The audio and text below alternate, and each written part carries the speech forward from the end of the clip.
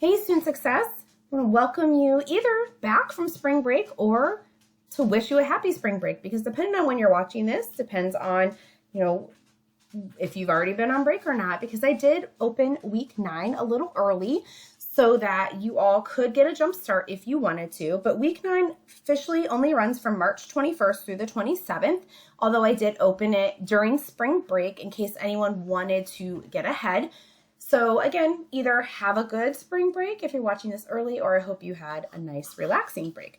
All right, so as always, I'm going to start with a reminder. Now that we are almost halfway through our semester, we are almost down to like the last little half, maybe less than half of the workshops that are being offered. So please make sure you get in, you register, you get a backup for your workshop, register, attend, and then upload your certificate, because that is what you will submit for your completion for credit for that assignment. All right, so we're going to go ahead, and I've got quite a bit more scrolling to do than you. I'm going to scroll down to week 9. Okay, so you're going to see that week 9 is connected to chapter 11, and you're also going to see that week 10 is connected to chapter 11. So you're going to see kind of a continuation. The chapter 11 talks about taking control of your finances. So in a few minutes, I'm just going to walk you through a little bit of the chapter, which will also continue into next week. So chapter 11, there's an assignment, one assignment. It is due by Sunday, and that also counts as your week 9 attendance. So there's no discussion forum this week. You do not have to do a discussion forum. Just complete your assignment by Sunday, and that'll get you your week 9 attendance. All right, so in the materials folder, you can see that we have the chapter 11 textbook link. So I'm going to go ahead and I'm actually going to open it up again so it opens back up to them. There we go. All right, taking control of your finances. So regardless of where you are in your path here at the college, you have to think about your money. I mean, that is just something that we all have to think about. Doesn't matter if we are straight out of high school or we're a little older, taking control of our finances. So as all the chapters start off with, like a real quick overview of like, where are you? What are your goals that relates to this topic? And then it's going to talk about like, right now, even if you are 17 years old or if you're in your 50s, it does not matter. You always kind of have to think about your money. And as a student, it is one of the most stressful times in terms of a lot of things, but in terms of money as well, because you're introducing something else into your life, into the balance of things. How are you going to manage your time and your money and your energy? And so it does become a little bit more stressful. And that's why this section is important, no matter where you are in your kind of path here at the college. So this section talks about like financial goals, just making sure you know what are your goals. Do you want to graduate without any kind of student loan debt? Do you want to take on part-time work? Do you want to take on internships? Do you want to go full-time, part-time? So those are all things you kind of have to think about, not only for like time management, but also money management. And as I mentioned before, energy management. This section is going to talk about the importance of making more or spending less. Like, how are you going to avoid as much debt as possible while also financing your schooling? And in the next couple of sections are going to give us suggestions on how to do that. So this is going to talk about making money. So when you think about a job, you think, okay, it's going to be helpful, but sometimes jobs can also hurt us in terms of getting in the way of maybe other priorities, or we find that maybe school isn't where we need to be right now, or whatever a case is. Job can help or hurt. It does both, and it depends on how you kind of approach it. And so we are going to talk about in this section, in your assignment for this week, the resume piece of this, because this is a small chunk of this chapter. The resume, which obviously leads to jobs or careers. Speaking of, the difference between jobs and careers. Job is something that you do. You may like it, but it's not necessarily what you want to do your entire life. It's not necessarily what you trained for or prepared a lot for, unless you've moved up the company quite a bit. Then a career is something that hopefully you do have a little bit more passion for. You want to be in there. You're going to school, or you get a certificate, or whatever that might be. So knowing if a job can be beneficial to you or not. Other things to think about when it relates to jobs, is it going to be flexible enough? Is it going to help you build your resume? What kind of jobs are you going to get? Well, we have, as we mentioned before, we have a career services office here on campus, and they can help you with internships, with part-time work, with student jobs. They can help you obviously then when you get ready to go into your career field. So that's a great resource here on campus. This also talks about other places to find jobs, other options, and different resources. And then how to kind of balance maybe if you have a job right now versus the career that you want to go into after you graduate. This section is on spending less. So maybe if you struggle a little bit with spending, this is the place to look. I find that I do this. This is like a money analysis. I do this a couple times a year, honestly. For 8 years, my husband was a stay-at-home dad. He just only recently started to kind of go back into the workforce after staying home with our 3 kids for so long. And I was the main money maker of the household. When I worked outside the home, I obviously still work outside the home. And so I really had to think, how am I going to manage our money? I'm in charge of, a 5-person household on one income. I had to look at, very strictly, where is my money going? How can we save it? How can we be more smart about our money? For a while it was like, oh, we're going to cut cable, which saved us a lot of money. But now all these streaming services, it's like building right back up. Anyway, like really doing like an analysis. How much money do you spend on each of these things? And obviously this isn't encompassing everything, and not everything in here will apply. But how much are you spending, every week or every month on these things? And then how can you make those adjustments? Spending on necessary things versus things that are not 100% necessary. Also taking into consideration things that are associated with being a student. A lot of this won't apply because we're not a residential campus, but you still have to think about your transportation, possibly childcare.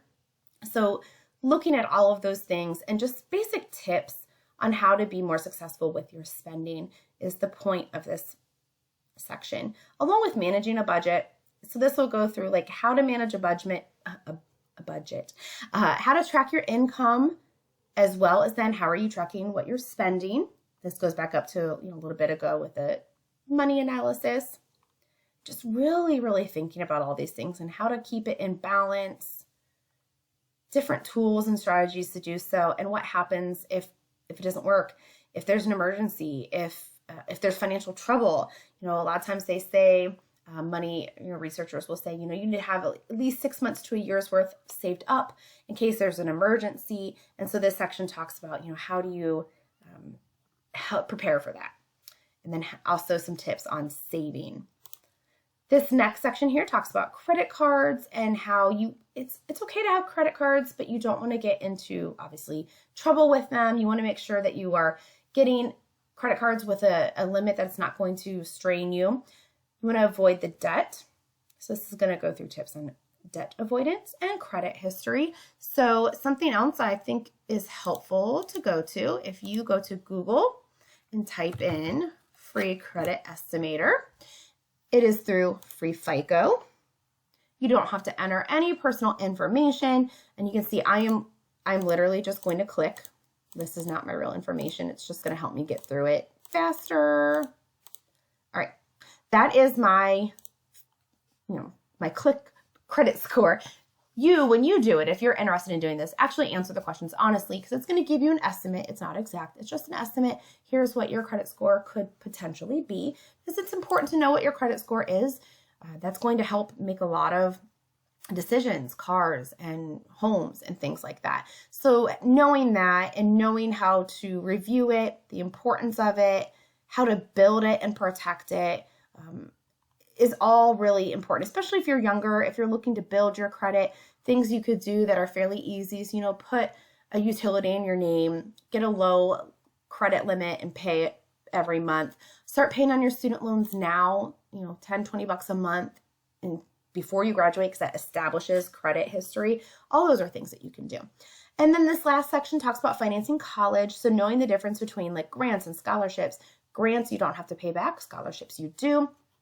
You have to fill out the FAFSA every year. So it's not a one and done. You have to fill it out every single year. I also like to make sure my students are very aware of all the different options under admissions, paying for college, scholarships. There are often scholarships literally just waiting for you. Just wait for you. Here's the scholarship application. Look how quick this is, y'all. It's so quick. And submit. It's so easy. And that really helps. If you look here, there's a list of all the scholarships. that scholarship application can help get you qualified for a ton of scholarships. Some of them do have GPA requirements, and you can see some of these deadlines are coming up, May 15th, July 1st, so just pay attention to that. But some of these do have GPA requirements, some of them don't. Some of them are related to your degree, so it depends on it. Like, look at all these for business. Other of them are for categories, like if you're a woman, if you are a parent. So really, really good to take advantage of that, because obviously the less loans you have to take, the better. Now, there are external scholarships. These are often the ones where you might have to write some essays. But honestly, if it takes you 3 hours to write an essay and you get $1,000, I think that was 3 hours well spent. So just making sure that you are aware of the differences between all of these and the importance of really looking at all of your options as it relates to paying and financing for college. All right. So I encourage you, as always, that was an overview of the chapter. Go back and look, especially maybe you struggle with budgeting or you struggle with credit cards or you want to know information about scholarships. Look at those sections a little bit more in depth. All right. Other link in your your material folder is going to connect to your assignment. This is just a real quick article about people to put on as a reference, because in your week 9 assignment folder, you have one assignment, chapter 11 assignment. Okay. So I'm going to give you 2 options here. It says in here, in this assignment, you're going to list 5 experiences, 5 qualifications, and 3 references you could put on a future resume, and list the jobs, internships, and experiences you could have in college to strengthen your resume. Okay? So then it breaks it down further. So if you do not have a resume started, this is what you're going to do. You're going to, and you can just click in here and go to write submission. That's fine to do it that way. Or you can do it in a Word document and upload it. But you're going to, if you do not have a resume, you're going to answer question 1. You're going to tell me 5 experiences. So 5 things you have done, places you've worked, things you've done, opportunities, 5 qualifications, like characteristics you have, and 3 references, maybe not their names. I don't need their personal names, but like a high school English teacher or previous boss, like that kind of thing that you would put on your resume. Okay. That's number 1. Number 2, what can you do while you're in college right now that can strengthen your resume? Are you going to get a part-time job in your field? Are you going to try to go for an internship? Are you going to try to volunteer? Are you going to try to job shadow? How can you strengthen your resume? Answer those 2 questions if you do not already have a resume. If you have a resume, go ahead and upload your resume. And if some of this is not addressed, just go ahead and address it in the submission area. Say, here's my resume, but I know that I should add these experiences, or I know that I'm going to have to still take an internship. So odds are you're still going to have to answer this question on even if you upload your resume, but you can tell me, here's my resume. I think it looks pretty good, but here's what I can do to strengthen it.